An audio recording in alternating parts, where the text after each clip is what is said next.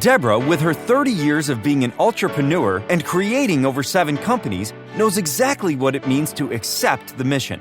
When you make that decision, when you accept the mission to become a solopreneur, to take yourself and your talents to market, then you embrace a life of not only unlimited possibilities, but also the unknown.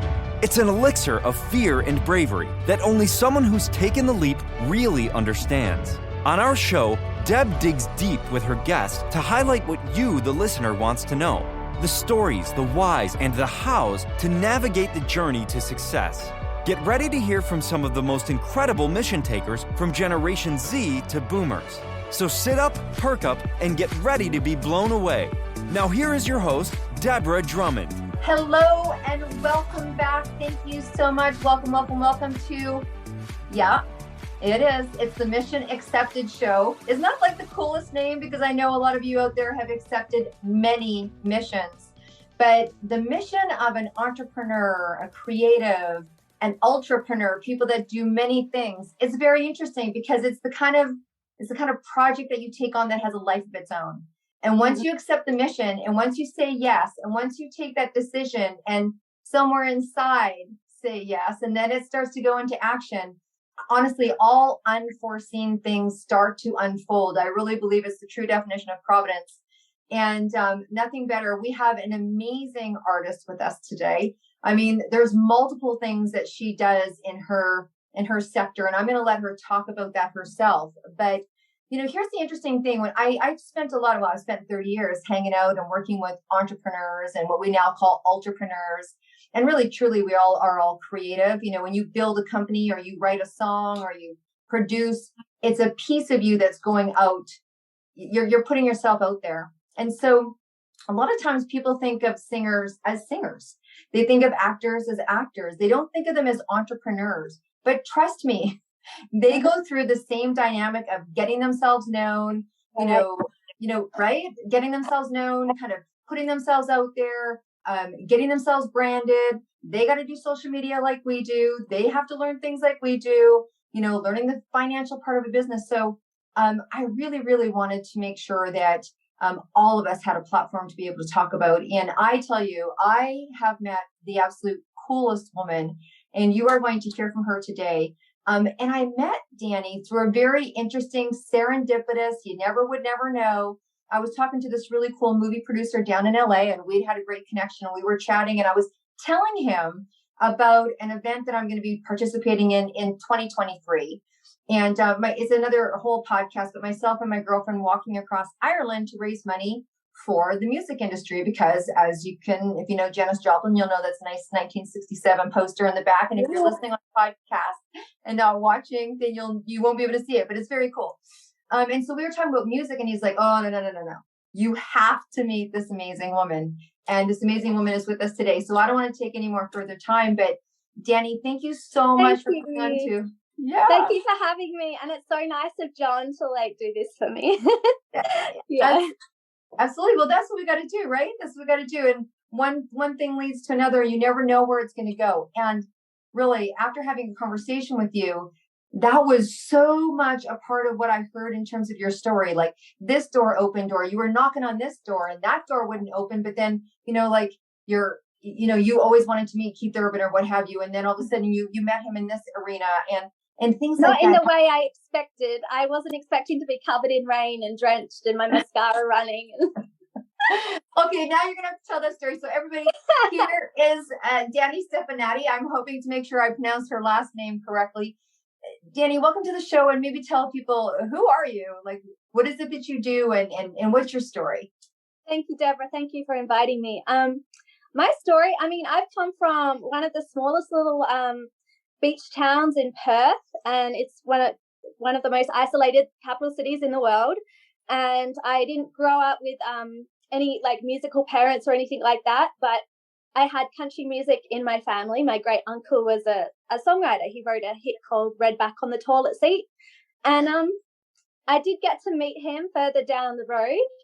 But my journey, I was basically just touring the outback for most of ever since I dropped out of high school. I knew I didn't suit the formal teaching of school, and I wanted to be an artist, but I knew that music was really what I wanted to do. And I gave up dancing. My mum took me out of dancing when I was very young. I was doing tap, ballet, jazz, all of them, and I came last at everything. Everything I tried, it just wasn't for me until I picked up the guitar, and I haven't put it down ever since. Wow. Mm-hmm. That's really interesting, right? Because when you think about, I mean, I think we could all relate that are parents or that have children, and you're like, oh my gosh, my daughter's coming in last. This is probably going to break her little heart, right?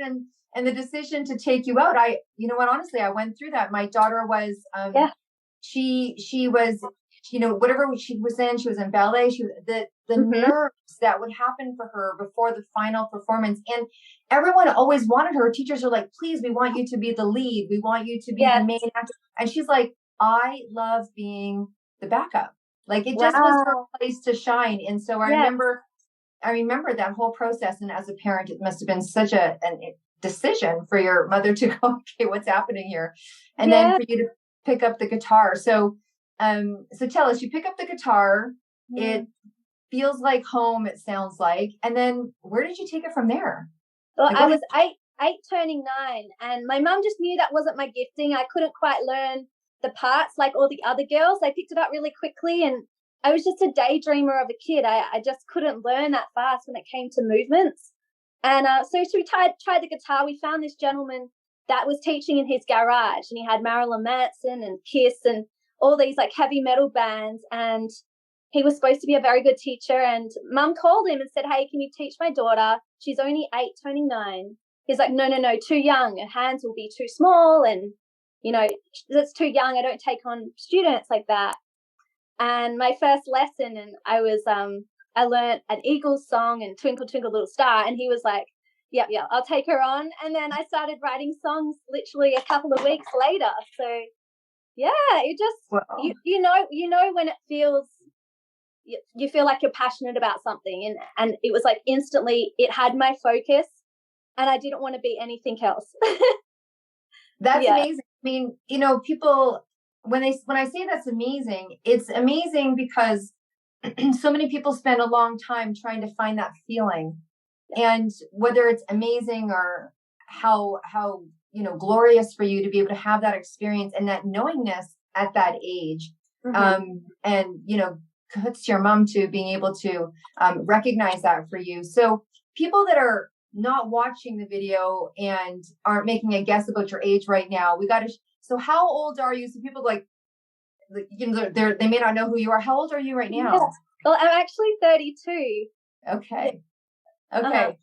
So 32, and you've already been playing all this time. Yes. Mm-hmm. Okay. Kind of feels like walking. So you're songwriting. You start songwriting by the time you're 9. You're playing guitar. You're learning Eagles and Twinkle Twinkle Little Star. Yeah. That's got to be part of a movie someday for sure. So where did you take it from there? I mean, that's not like you're not like making a decision and doing the marketing and the branding or whatever. So what happened from 9 years old to the time where you decided to like move it to where you are now? Well, unfortunately, I wasn't blessed with, my face was a bit mixed up when I was born. Well, when I was about 9-ish, I had the most crooked teeth you'd ever seen. And my mum's a beautician, and she used to be waxing ladies and say I would sing for them as they're getting waxed, and they would say, shame about her teeth, she's not going to make it as a singer. You know, but I wanted to be a songwriter. My voice wasn't very good, so I really had to work at that. But it just kind of happened organically. I didn't think I could make a profession out of it or anything. But when I was about 12 years old. I went with my dad to Tamworth Country Music Festival, and I realized that I had some kind of gifting in songwriting because I started winning awards, and I started getting all these spots where basically I was not at school very often because I was always gigging. I was always getting like opportunities to fly out to with Glenn Shorrock and do shows, and it became a point where my schooling was going down the drain because I had so much opportunities with music. And it wasn't until I got to my 30s that I've started realizing like my music isn't my identity. Because I always used to think like the guitar and music is who I am, but as I've got older, I've realized it's like just a part of who I am, and I'm lucky to find it. But yeah, I've been able to, when I moved to America, I've been able to find myself out here a bit more, which is cool. Mm-hmm. That is cool. I mean, I think that's part of it. Your gift came so young, so that makes perfect sense that would be. And I think a lot of us go through that process. I think it was really, for me, late 30s, or actually, no, yeah, about 36, 37 when I finally had the epiphany, and it happened actually in a holistic treatment with my teacher from India, and we're doing this big. It wasn't a ceremony, but it was a 6-hour treatment. And part of the treatment is, you're covered in this clay, and it's called a kaya kalp, and it's from Ayurveda. And at a certain point, she starts bringing in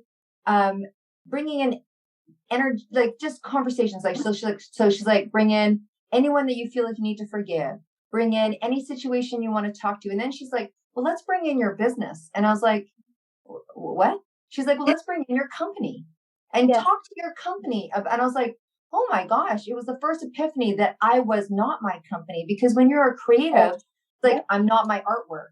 I'm not my, that is an aspect of myself. And it took me that long to recognize that. I was like, so I had a little talk with my company. I was like, okay, excuse me, I think that we could be doing a little better in things. But it was very much like that.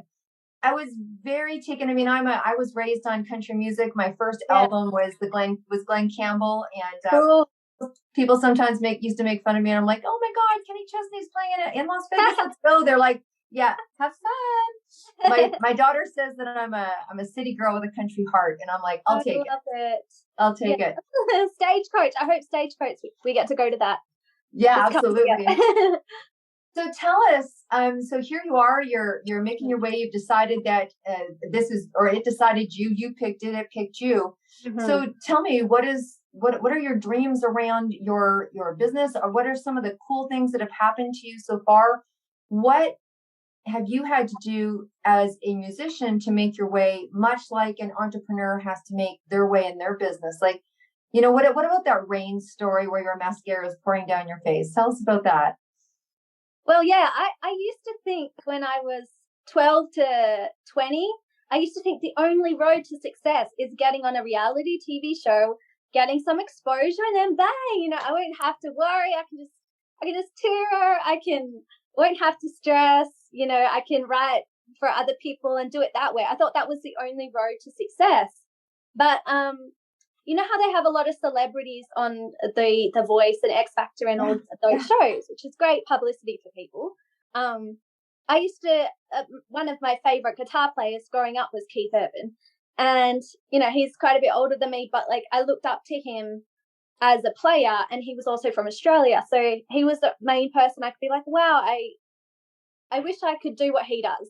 And so I didn't get aired on some of those reality shows. And I thought, that just means I just need to be behind the scenes as a writer. Like, it's just not going to happen for me. Yeah. So, anyway, so my mom used to get devastated. Like, she was in the bathroom, like, you didn't get in. And she was like so panicking about it. And, but we didn't know that years later I would end up singing for him in Nashville on a couple of days of me being there randomly on a trip. And it was in the pouring rain. He just finished a show at Bridgestone Arena. And I had my Gibson guitar with me, and he actually signed it, this one. And he just came out after his show and heard me singing for a bunch of people. And he was standing in front of me, and I was in a tropical dress. It didn't even match. Like, it was freezing cold. And I remember having like pimples that day. And I just imagined when I met him, I would look really pretty and, have a microphone at least. But no, it was freezing cold. My mascara had gone everywhere. My hair was flat. I looked a wreck. And that was the day I met my favorite guitarist. So yeah. Yeah.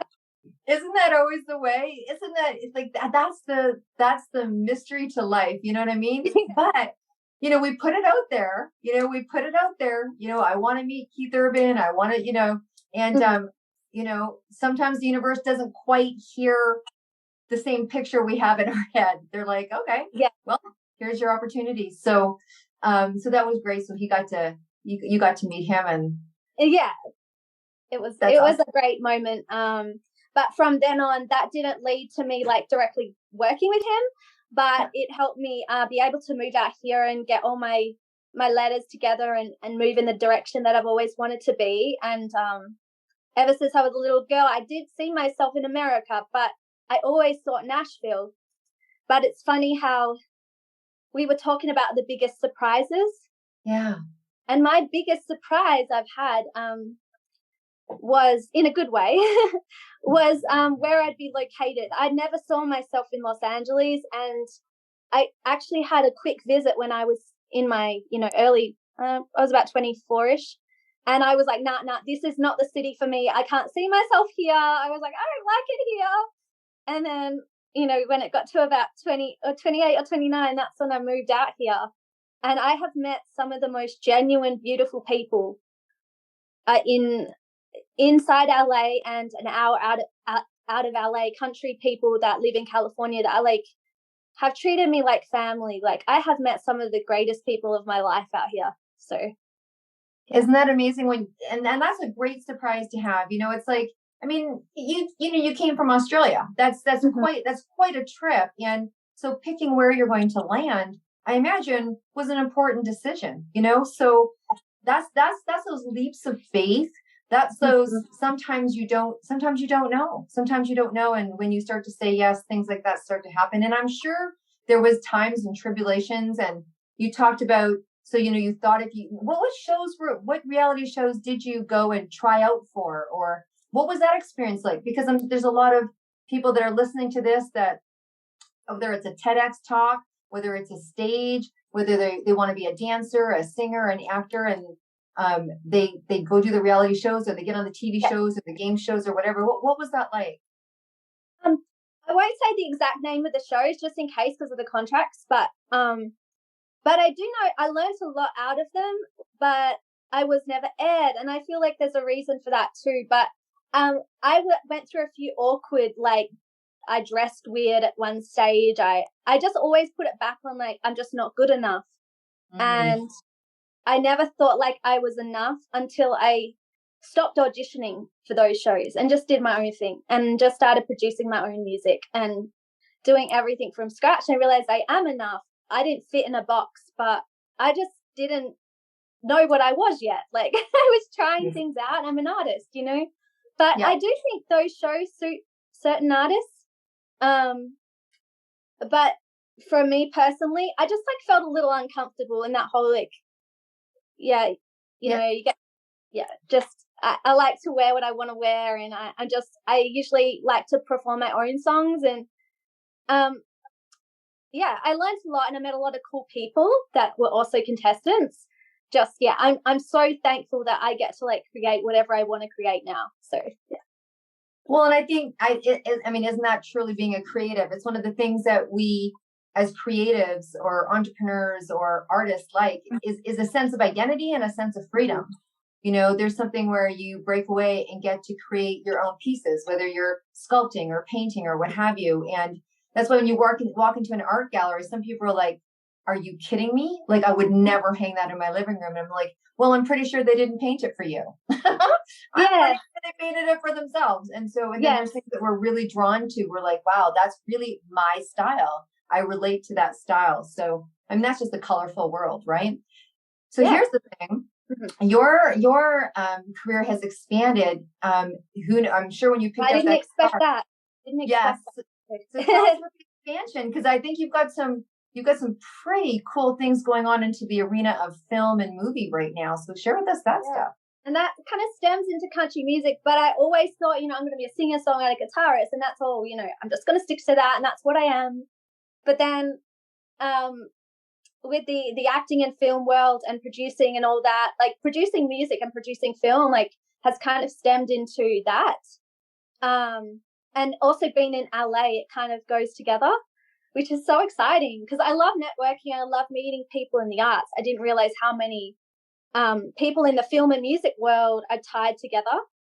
And so we've got a few projects coming up this next 3 years, and I can't say the name of the country music star, but we were talking about it, but I will be playing this artist. But yeah, we're pitching some to the major streaming networks this year, and yeah, it's exciting. And I've also got a script called Danni's Paper Dreams that you guys should. It's getting quite a bit of attention, so you should check that out on IMDb. And yeah, hopefully we'll get a few of my favorite artists on board with that one. And I've got a few actor friends that we want to create a film for them too, so we're putting things together for that. And yeah, that's awesome. I mean, the expansion of it. And so I can't say, and I'm not going to say, but I know the country music artist that she's talking about. And let me tell you, this artist is adored by many, and I'm so excited. And of course, we'll absolutely bring you back on the show. Awesome. In I'm sure, hopefully, making the most amazing announcement. I'm sure everybody will know and hear, and it's such an incredible opportunity. As a singer, if you were to give advice to people that are just starting to find their own voice and wanting to make a way in this industry, what are some of the things that you would like to share with people that are just kind of breaking ground or thinking about coming in? Can you give them some home court advantage? Some advice? I think the biggest things that helped me on the roller coaster of the music industry or entertainment industry is listening to your intuition and your gut. I used to rely on my parents to tell me, who should I go with, what producer should I work with. But as you get, more in tune with who you are, it's just like discernment and standing by your beliefs and not saying yes to everything. It's like saying no to more things than you say yes to, and like surrounding yourself with people that you want to be like. Hanging out with guitarists that are better than you so that you can become, you should feel like you're a terrible guitarist next to them. And then that's a good room to be in, and get rid of any toxic energy in your life and just create the music that you feel is most aligned with who you are and your beliefs.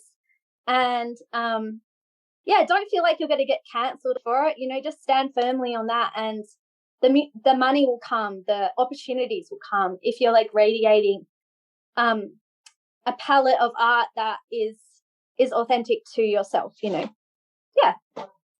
That's incredible advice, not only for your industry but honestly for life, right? And no, really, we always I've made a lot of mistakes. I'm still learning, but and we do, and I think as you start to get a little more seasoned, the mistakes start to get a little less painful because you've already had them.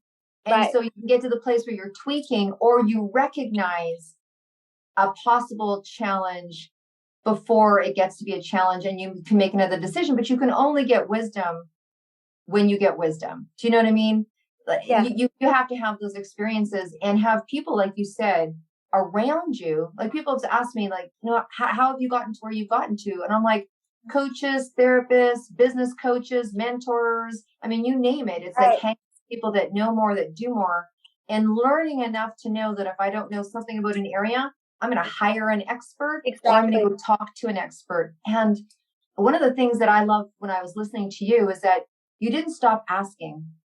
Like, you didn't stop exploring. I mean, you have a very beautiful, radiant glow about you. And I know that those who are listening to the podcast can't see that necessarily right now unless you're watching at the same time, and they can go check you out. But you have quite a glow about you. And thank you. I think that you have definitely learned the ask, like putting it out there. I want to meet Keith. I'm looking for this.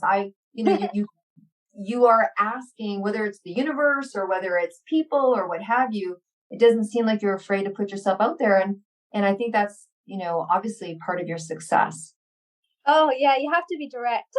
Yeah. Sometimes I'm too direct. But I used to be very shy. But as I got older, I learned have to. No one else is going to do it for you. I've put myself in some stupid situations. Like, I've knocked on doors. I've gone into studios with my tapes. I want you guys to hear me. I'm the next Jewel. You got to hear me. And it gets me in trouble sometimes, but I don't care, Well, you know what? Wouldn't you rather be in trouble than not known? Yes, Didn't you that's run right. I mean, at least you're being talked about, right? At least you're like, who's that crazy girl? Who let her in the front door? Don't ever let her here again. Who was that? Well, her name was okay. And so they're going to hear it and they'll see you like, oh my gosh, look at you walking across the, the red carpet. I remember saying no to you. Damn, what was wrong Lisa with made an me? impression. It's like a Drew Barrymore moment. Absolutely. Absolutely. So here it is. You've got some movie stuff going on. You're writing your own songs. Oh, and for other artists, I forgot to tell you that one. Yeah, no, tell us. Okay, sure. Yes, there's an artist that was on The Chosen movie, which is the biggest Christian movie series. Oh, is it TV series? Yeah. To come out. I don't know if they filmed it in Texas, but anyway, I've been invited to write. We just finished writing a song for one of the singers that's on that show, so that's been really cool. And she's based in Nashville, so yeah, all these exciting things in the CCM world, the country world, and LA.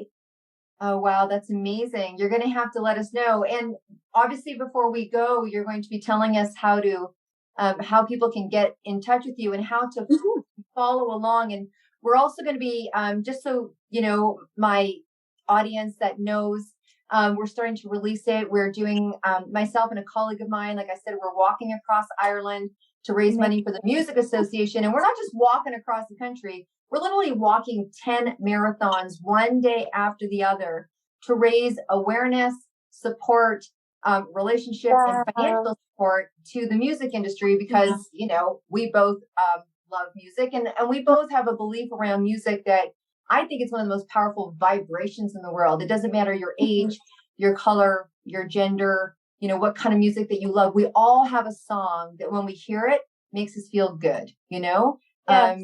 And so we think that the world needs lots of that. Absolutely. And so supporting all music and we're working with an organization. Yeah, that's in 19 countries and hopefully even more so by the time we finish this. And so if you guys go to the Instagram, They Did It tour, we're going to have Danni just being able to put her journey on there as well. So you're going to be able to follow her on there. But honestly, Danni, tell these guys what your Instagram handle is and other places they can reach you. You might have to type it because my name's kind of hard to say, but it's Danni Stefanetti. They can follow my Instagram, Facebook. I post all my latest, shows and everything on Instagram. So yeah. Okay. Well, and we're also going to have your information on the show when this show releases, and we're going to do lots of social around this as well. Awesome. So thank you. Can tap into that. And that's very inspiring, your marathon, but you're going to lose too much weight. We're going to have to take you out to like a humongous dessert bar afterwards. Well, I'm sure we're going to, it's going to be first of all, it's a walking 10 marathons, but I'm sure when we land at the pub at the end of each night, there's going to be a lot of food for us to eat and fuel up on. But thank you for that. And then we're going to end at the Cliffs of Moher, which is just going to be an absolute gorgeous. And we'll keep people will be able to have you, you'll be on the Instagram there and we'll be able to keep on top of what it is you're doing. Before we go to the most exciting part of the interview, and that's going to be able to hear that amazing voice of yours, can you just share with our listeners? I mean, obviously you've had some incredible experiences, but when you made the decision, when you took the mission on to make this your personal mission, you could have been amazing at guitar. You could have, you've got it in your family. You could have stayed in Perth. You could have chosen a different life, but been an amazing,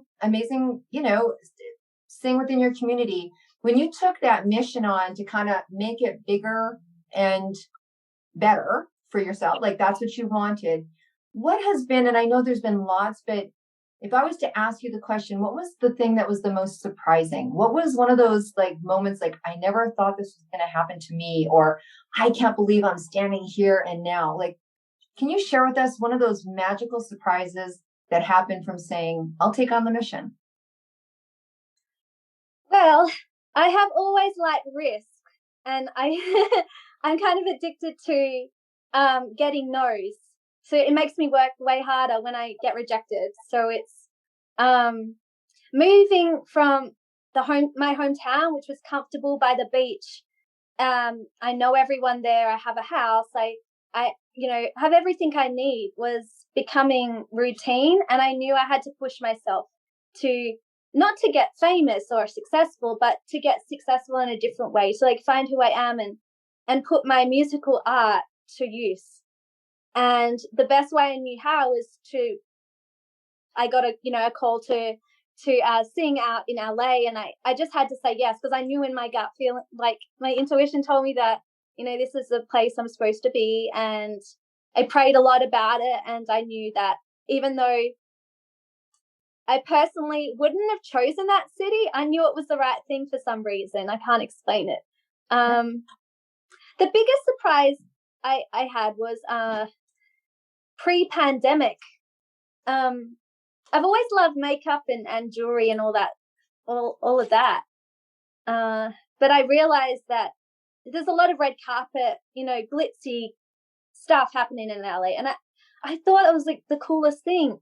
But after the pandemic happened, I started to like get rid of a lot of my clothes and realize that I still like makeup and jewelry and stuff. But I realized that it doesn't really matter. And I've met a lot of real people on the farm and in the area, like Redlands, and I've realized that like even my guitars, like they don't really, I love playing them, but I used to put so much focus on material things. And when I let that go, like after the pandemic, I realized we're all in the same position. We're all going through the same stuff. And it's just like a beautiful time to be alive, because there's just, I don't know, everybody's feeling like looking for hope. And I don't know, I feel like it's a really good place to be. Yeah. Wow. That's incredible. And I know we only have you for a short time, so we're so like blessed and grateful, but you've decided and that you are willing to share some of your music with us today. So would you like to play that Keith Urban signed Beauty of a Guitar there and share some of your words, and then and I know for you guys that aren't you'll be able to watch this live, but you'll be able to listen to it as well. So go for it, girl. I'm going to do my latest song because I usually like my latest ones the best. I've got two songs for you. I'll start with a Time Paused and then a 17 Stars. But this next song, I watched the movie Serendipity, and it kind of inspired this song. It's about that moment that you meet someone, you don't know you're going to fall in love with them, but when they walk through the door, you just have that time pause moment. Like the world stops, everything stops. And that's kind of the idea behind this song. Okay.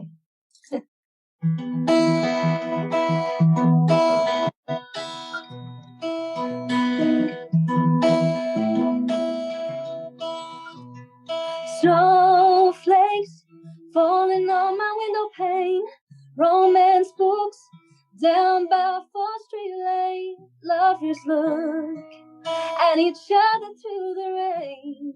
As I'm passing to the train, I had reasons, but I am not reasoning feelings, the kind that don't want to leave new meanings. Now everything reminds me of you. I've been floating, I've been my own thoughts, the time paused when you walked through the door. Oh, I knew I chose the way time paused.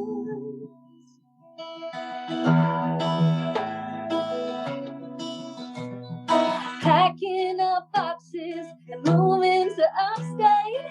Tell myself I don't feel for you anyway or anymore. Yet all the time I'm pretty sure you're always on my mind. I know roads lead to you. I had feelings, but I'm done with reasoning feelings. The comments don't wanna leave new meanings. Now everything reminds me of you. I've been floating, I've been my own thoughts, but time paused when you walk through the door. Oh, I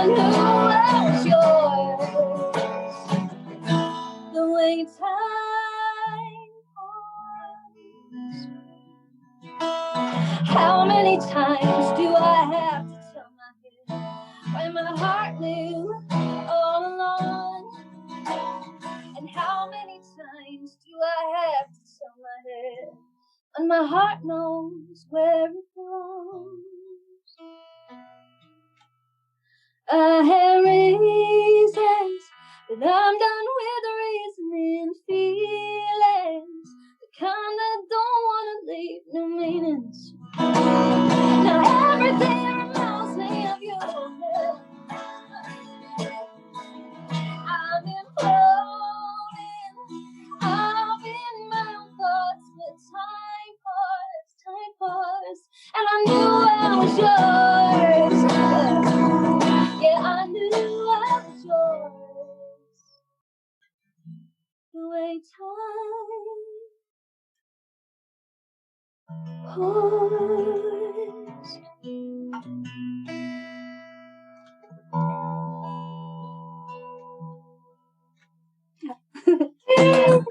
Oh my gosh, girl. Oh my gosh. There was parts when you were singing, I'm like, oh yeah, she looks like, oh yeah, she could do. That's I love amazing. writing love songs. I don't know. They're so easy to write. I could see that for you. I could see that. You're kind of oozing the goose and the love. Oh my gosh, it's so amazing. Now, did you want to do your, did you say you wanted to do a second song or? Yeah, sure. Yeah, let's do a second song and then you guys will wrap up with a little bit of information for you and so exciting. Okay, here we go. Well, this one is called 17 Stars and I wrote this during the pandemic on the farm. And it's the first song I've ever written about an apricot tree.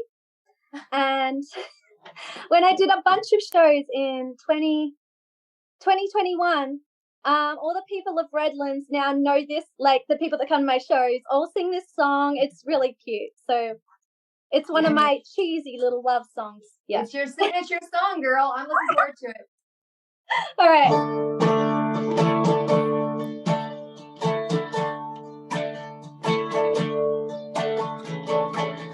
Love the way that we argue on a Monday. It only takes 2 hours before we make up by Monday. And I don't need flowers. People are so divided, but I know who you are. And we don't need titles, babe. Just be who you are. I got 17 stars above me, and a God who really loves me. We'll start a family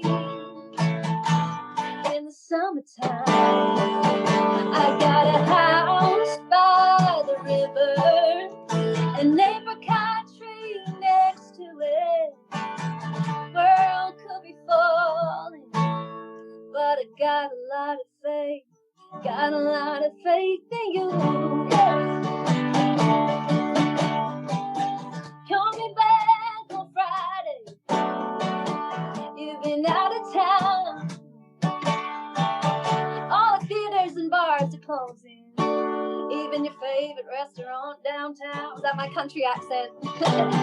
People are so divided, but I know who you are. And we don't need titles, babe. Just be who you are. Alright. I got 17 stars above me, and a God who really loves me. We'll start a family in the summertime. I got a house by the river, an apricot tree next to it. The world could be falling, but I got a lot of faith. I used to read the stars, but you made them. I used to read the stars, but now I look to you. Oh, I used to read the stars, but you made them. I used to read the stars.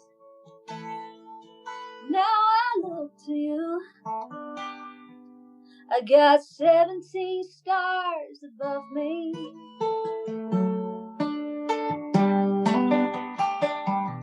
We'll start a family in summertime.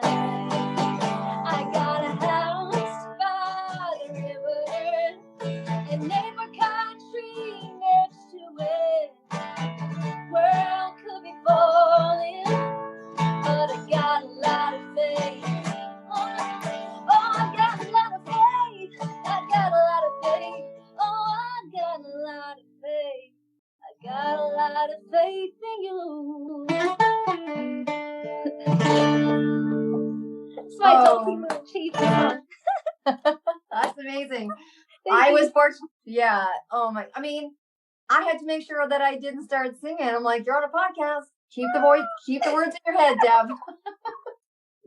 Are you memorizing it? Yeah, I've got it. Trust me. I love singing country, and my kids. That's who I sing to, is my kids. I love it. Yeah. So, wow, I'm just blown away. That's incredible. I can't wait to see. I mean, we're going to be doing some great stuff, and you're going to be all part of it. And so this is just the beginning of letting people know and letting our audience know who you are. Thank you so much for coming on to this show, Danni. It's so incredible. And thank you for the amazing work you do. I got to know you on our first call a little bit, and it's just so inspiring what you're doing and how you're helping other artists, and it's just, it's beautiful. Well, so thank you so much. And you know what, listeners, viewers, you're out there and you're like, you are an entrepreneur, you've accepted a mission, you are an artist, you're in media, you're doing that solo journey. If you feel like you've got something to share on the show, please reach out. There's different platforms that Mission Accepted Media has. It's books and podcasts and endorsements and all sorts of really cool stuff. So if you've got a yearning, I mean, clearly this woman knows how to knock on doors. So just reach out and give us a call. And what a beautiful accidental introduction, right? Through John. An accidental, non-accidental, right? Like that's how the world works. So yeah. It's so thank you so much for being on the show, and Thank you, Deborah. This won't be the last time. So thanks, Danni. Brilliant. Have a good day. Bye. Bye.